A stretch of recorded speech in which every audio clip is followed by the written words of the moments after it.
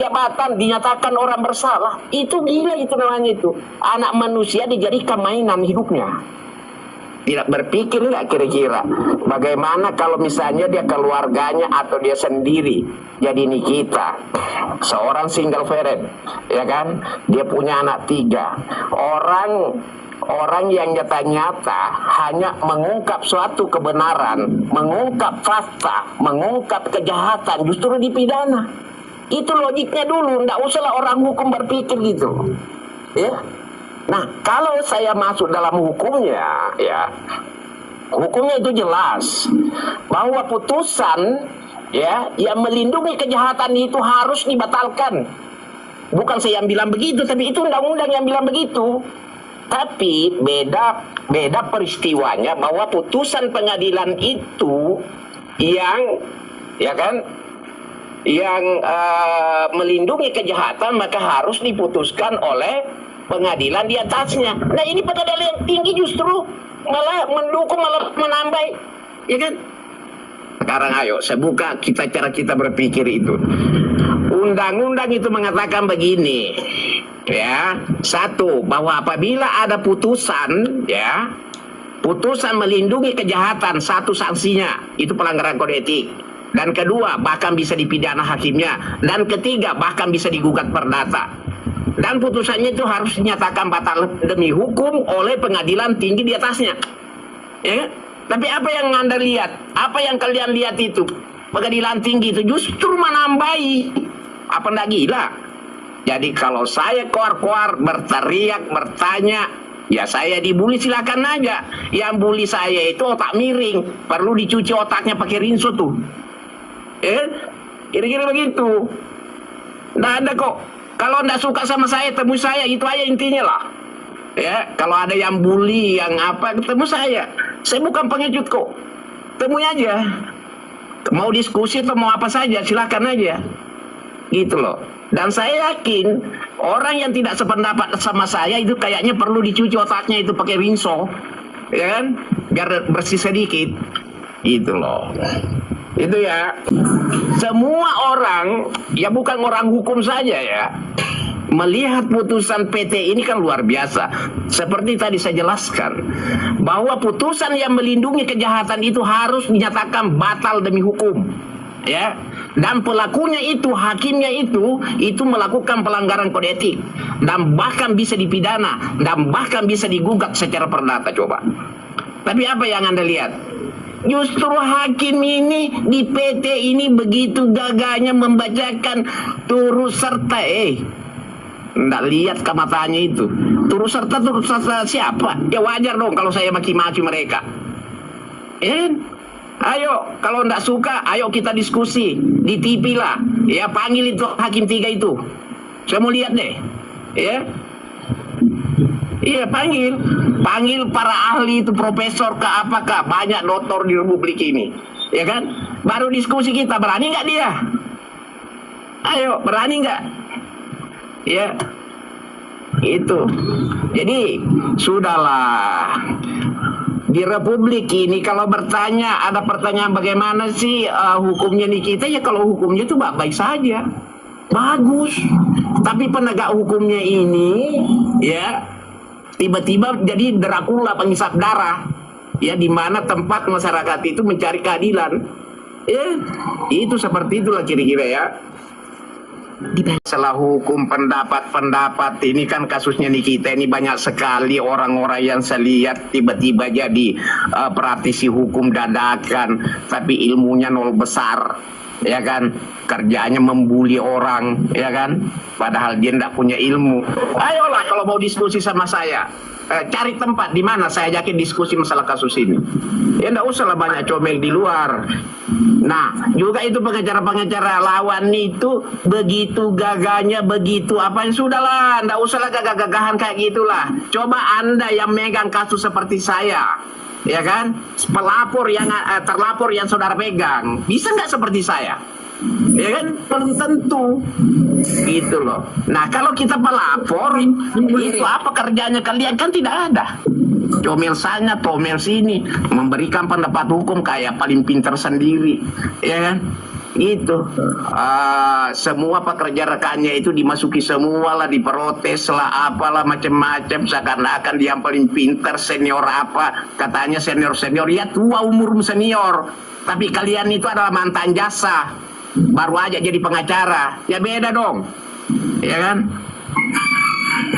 dengan kita ini yang memang dari awal jadi pengacara puluhan tahun gitu loh ya.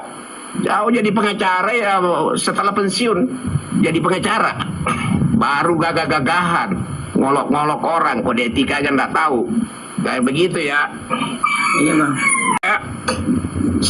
Kalau saya orangnya buka-bukaan, saya enggak ini hakim aja, kalau dia merasa tersinggung sudah tersinggung lapor, ya kan, ya kalau enggak mau dipermalukan, karena saya kan bertanya, Anda laporkan, saya lapor aja, pikirin. Iya kan?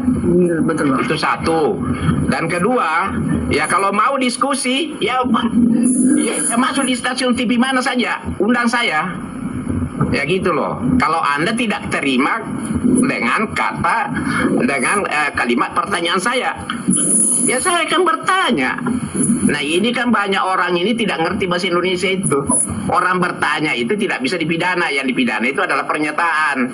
Lagian pula saya kan tidak menyebut nama orang, ya kan? Jabatan yang saya sebutkan, ya kan itu ada putusan MK. Itu jelas loh. Ya, orang Rocky Gerung aja mengatakan bahwa presiden ke-8 Eri goblok, mana? Dipidana tidak? Itu presiden yang dihina kalau begitu. Apalagi hakim saja, ya kan? Apalagi pengacara saja, apalagi misalnya kepolisian saja, apalagi kejaksaan. Ya jangan tersinggung dong, ya kan? Itu kira-kira. Ada Raffi itu bang. Ya kalau kinerja kalian itu loh, karena masyarakat ini kan tempatnya mencari keadilan, ya benteng paling terakhir adalah di pengadilan itu. Justru jangan sampai dipermainkan nasibnya orang, gitu loh. Tapi saya mau berpesan begini ya. Ya silakan saja Anda berbuat, nanamlah kalian, ya.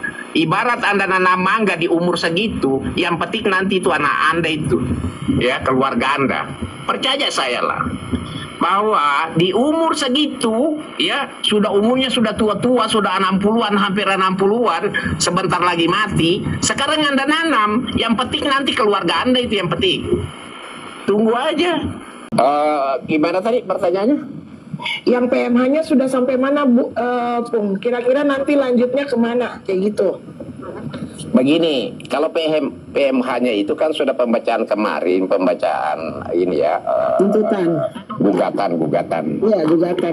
Yang PMH ya sudah dibacakan. Nah, selanjutnya ini kan jawaban dari mereka, ya kan. Tapi itu melalui ekot ya. Jadi tidak ada sidang seperti itu. Intinya saya mau bilang begini, bahwa mereka ini kan koar-koar. Di mana ya dapat buku, di mana ya pengacaranya itu ya? Saya juga mau beli Pak wartawan, ya kan begitu. Dapat buku di mana ya? Kok dia sudah dinyatakan bersalah kok menggugat? Tua Bangka, ya. Pernah belajar nggak namanya perbedaan hukum pidana dengan hukum perdata? Itu dulu ya. Itu dulu. Beda mengerti, tahu nggak perbedaan hukum pidana dengan hukum perdata itu? Itu hukum acaranya beda, hukum pidananya juga beda, hukum acara pidananya beda. Ya, saya yakin, coba kalian tanya ke mereka itu, apa perbedaan hukum pidana dengan hukum perdata? Saya mau lihat jawabnya apa gitu loh. Artinya apa? Kalau dia katakan bahwa itu tidak ada perbuatan melawan hukum yang ada di dalamnya yang kita gugat, memangnya mereka tahu peristiwanya apa? Yang tahu peristiwanya itu adalah kami, karena kami yang menggugat. Nah kedua, kenapa saya tidak suka begitu? Karena dia itu sudah masuk ya ke wilayah kerja saya. Dia juga pengacara. Nah pengacara itu dilarang melakukan koreksi terhadap apa yang dikerjakan rekan sejawatnya. Itu artinya apa? Mereka ini baru jadi pengacara, umur tua, ya kan? Bekas jasa, ya kan? Begitu kira-kira. Itu persoalannya, ya.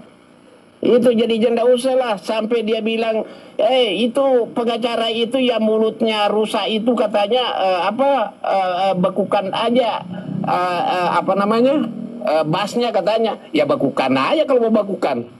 Nggak ada urusan bagi saya. Saya juga berhenti jadi pengacara, tak miskin saya. Ya, itu intinya begitu. Ngapain juga saya jadi pengacara kalau sakit hati mulu? Ya, tidak ada penegakan hukum di Republik ini. Ya, nah apa kok? Memangnya kalau harus jadi pengacara baru bisa makan? Enggak lah, ya kan? Itu. Jadi itu pertanyaannya Raya, bahwa melakukan itu, ya tentu kami juga sudah melakukan analisis yang baik. Kalau kami tidak melakukan analisis, tidak mungkin kami melakukan upaya hukum. Ya, contoh misalnya ini ya, pidananya ini. Ya tentulah kita paham itu bahwa kalau nih kita ini tidak kasasi, ya sayang sekali. Karena penerapan hukumnya itu di PT ini itu benar-benar amburadul, ya. Coba bayangin ya. Dia begitu bangganya, saya malu melihatnya ya. Membacakan terdakwa Nikita Mirzani terbukti bersalah ya, turut serta melakukan tindak pidana pencucian uang. Ya. Begini kualitas hakim ini rupanya. Masa unsur turut serta saja dia tidak paham? Nah coba, dia hanya mempergunakan satu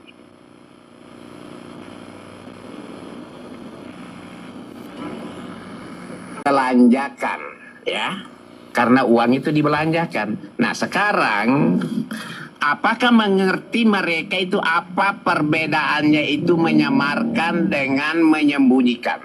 Ayo, ada nggak yang tahu di sini? Apa itu artinya menyamarkan itu? Gimana ya menyamarkan itu? Iya. Apa artinya itu menyembunyikan? Ya kan? Iya. Nah, karena dia hakim, maka dia dituntut itu berpikir secara kritis. Katanya S2. S2 itu seorang yang sudah pernah melakukan analisis terhadap teori hukum. Coba bayangin. Sementara dia tidak paham itu apa itu menyamarkan, apa itu menyembunyikan. Coba. Bagaimana mau dikatakan menyembunyikan? Orang yang merasa dirugikan atau merasa korban, dia yang mentransfer, ya. Bukti transfernya juga itu atas nama Nikita. Rumah yang dibeli juga atas nama Nikita. Di mana? Menyamarkan itu apa? Kalau di dalam hukum yang dimaksud itu menyamarkan, contoh, misalnya saya beli rumah, saya kasih tahu atas nama orang lain, ya, ada pergantian identitas untuk sementara di situ, itu namanya menyamarkan. Misalnya saya mau beli rumah tapi saya pakai nomor rekeningnya Ira. Nah, itu namanya menyamarkan. Tapi kalau menyembunyikan sama sekali tidak ada yang tahu. Itu.